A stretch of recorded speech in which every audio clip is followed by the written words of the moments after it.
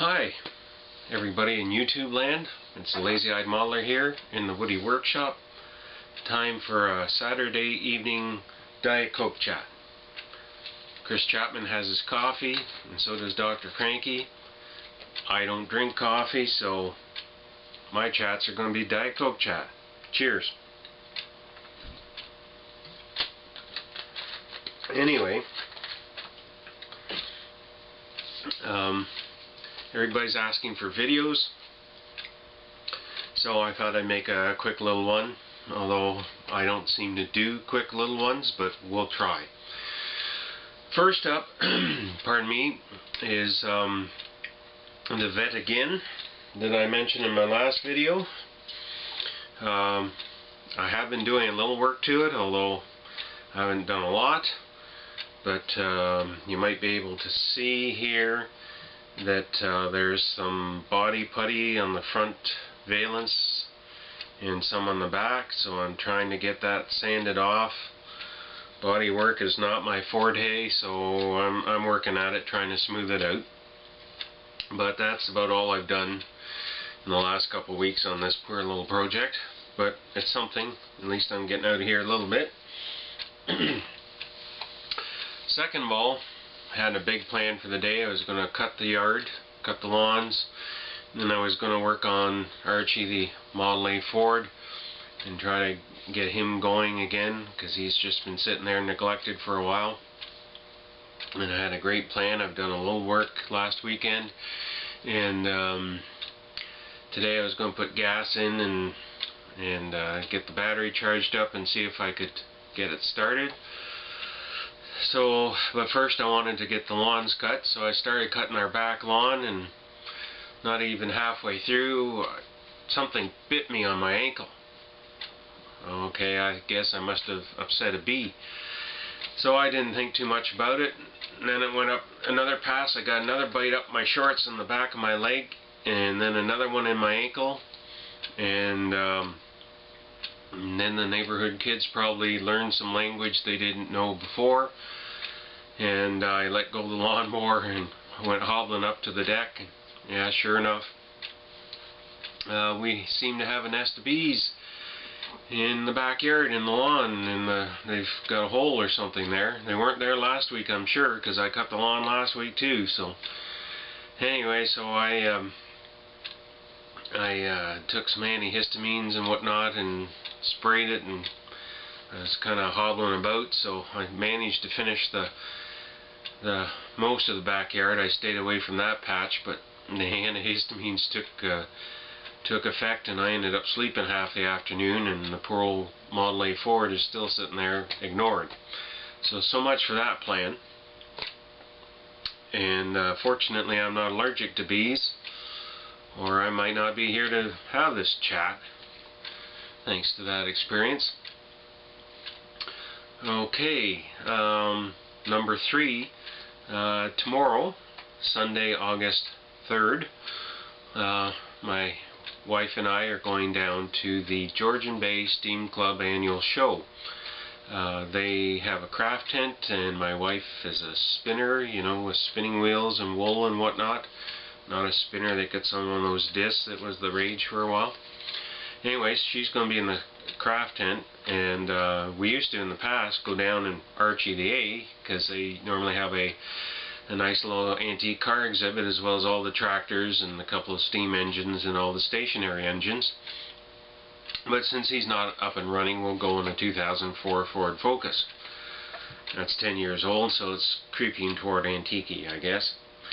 Anyway, I'm going to bring the camera with me and try to get some video and show you some of the sights and sounds of the steam show. It's not what it used to be as far as steam is concerned, because the tickets that you need to run these steam engines now, and they have to be recertified and all that, all for safety's sake, because you don't want somebody that doesn't know what they're doing with a piece of crap steam boiler blowing up and killing a bunch of people. And so it's really cut down. I mean, when the show, you know, 25, 30 years ago, there'd be tons of steam engines trundling around, and it was really cool. I mean, it's still cool now, but, oh, pardon me, it's not what it used to be. but it's still a fun day out, and I'm really looking forward to it. And like I say, we'll do some video for you guys, and we'll pop that on YouTube, and hopefully you enjoy it.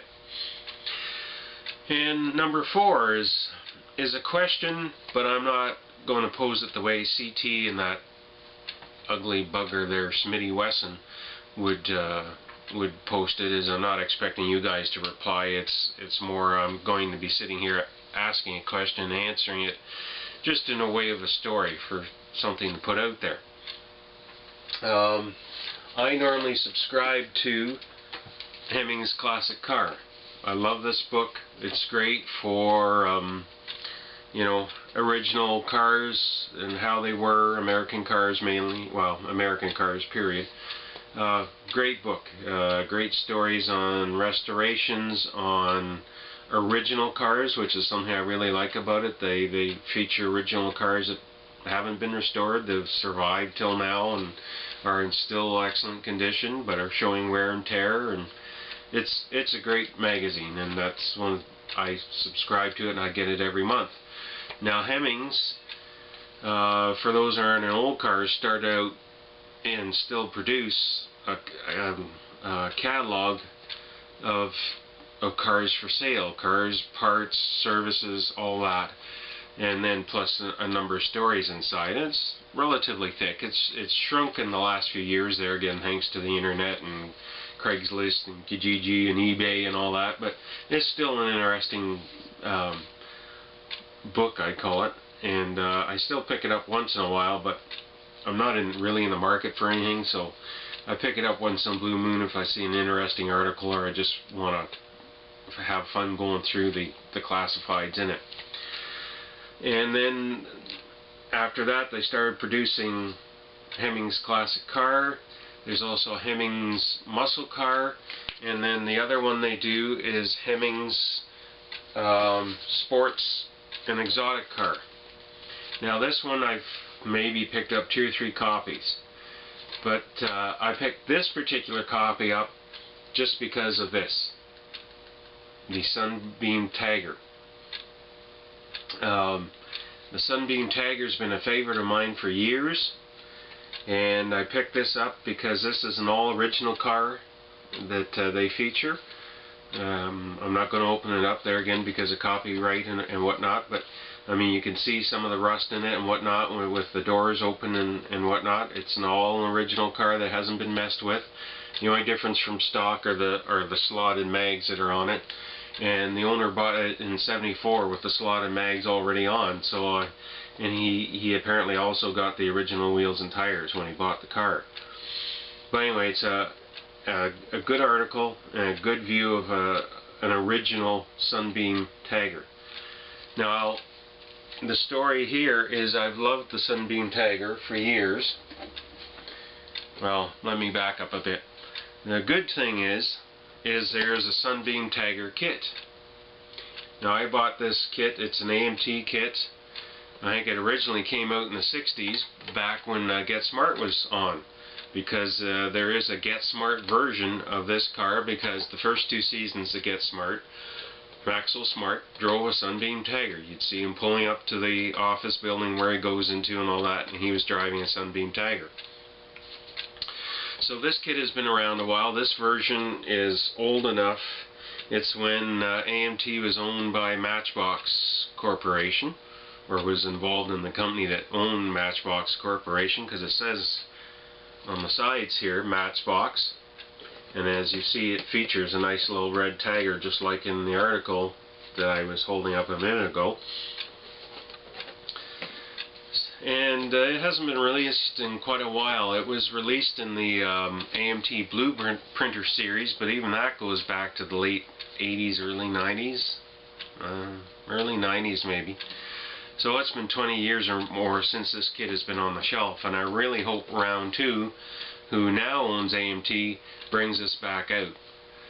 I don't know if those of you following Model Cars Board or Spotlight Hobbies, you might know that Revell has announced that they're going to produce a Starsky and Hutch Torino. And after all these years that Starsky and Hutch has been off the air, that's kind of a bit of a surprise. So I'm kind of hoping if round 2 sees that, they might see fit to bring out a Get Smart Sunbeam Tiger again, because I would like more than one of this kit, and they're getting hard to find and they're starting to get expensive. So anyway, now back to the story.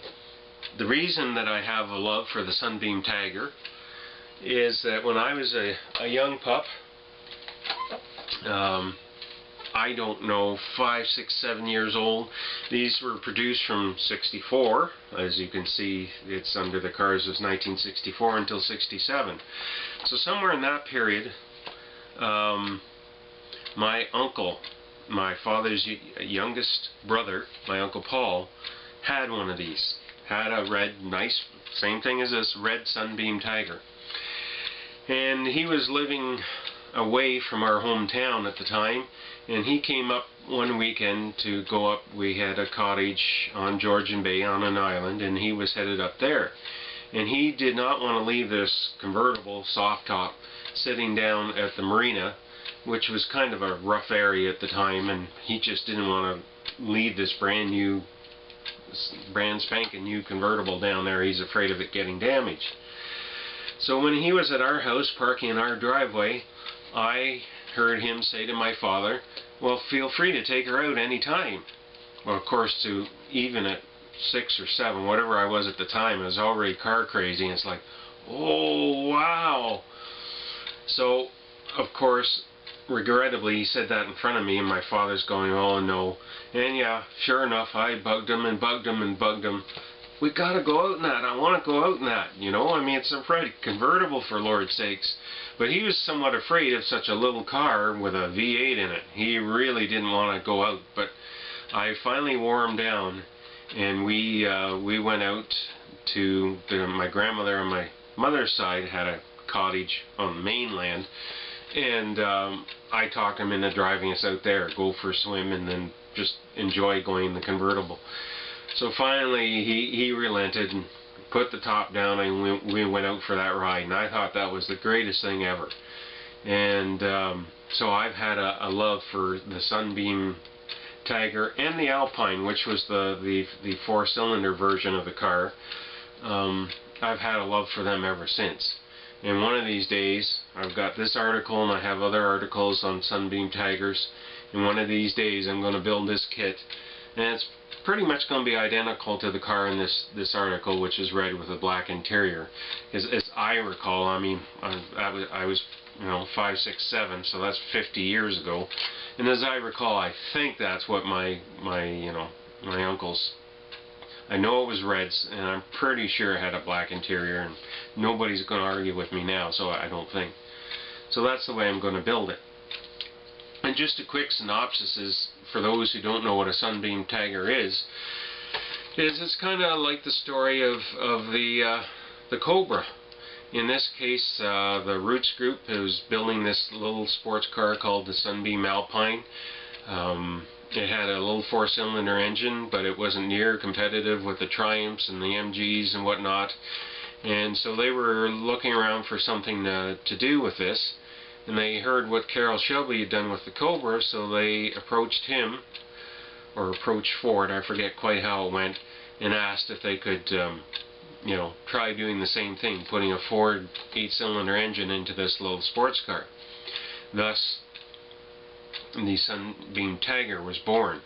And it turned out it didn't get developed as well as the Cobra did, and it probably would have been competitive with the Cobra and almost as famous as the Cobra by now if it would have had more development. But shortly after they inked the deal with Ford for engines, Lord Roots, who owned the company, the Sunbeam Company and the Roots Group, which included other British cars at the time, just after they made the deal, he passed on. And Chrysler ended up buying 30% of the company, I think it was. And well, Chrysler really didn't want to be selling cars with Ford engines in them, so the series went till about '67. Then they pulled the plug. The 273 Chrysler engine was heavier than the Ford engines, and it had the distributor at the back, which was problematic for putting in the Sunbeam. So they just scrapped the whole thing, and the Sunbeam Tiger just passed on, so to speak. now they're quite collectible, and they're getting fairly expensive to buy. So I don't hope to ever own one in my lifetime unless I win the lottery. And I told my wife, I said, if I ever win the lottery, this is one of the first cars on my to buy list, because I've had a love for the Sunbeam Alpine and Tiger for 50 odd years. So anyway, that's my little Diet Coke chat for this week. Hopefully you enjoy it. We'll keep plugging away at Vet again. Hopefully I have some good news about getting poor old RTA, who's just on the other side of the wall here, up and running. And I hope to upload a video of some of the Steam Show by Monday at the latest. So I hope everybody's doing well. I keep hearing more and more problems of what's going on at Google and YouTube, which is unfortunate, because I just saw Chris Chapman's coffee chat where SRoth88 has lost all his videos. I mean, that's terrible. I mean, really. I mean, for one thing, any of us here doing videos know how much work it can be. And B, I mean, Sheldon had such great tutorials on there that he just finished. I mean, that's a big loss to the community, especially the model car community. And I really hope that he can get it back and get them uploaded again. Because I really look forward to using the ones on the, you know, the 50 Chev pickup truck there to do some low running Chevys. And I don't download stuff. I depend on going to YouTube to get it. So anyway, I guess we'll call that it for now. And I hope everybody's healthy, and those who've gone on vacation, hope you're having a good time. And I imagine we'll start seeing things pick up more and more the closer we get to September and everybody going back to work and school and whatnot. So have a good time, and we'll be in touch. Take care. Bye now.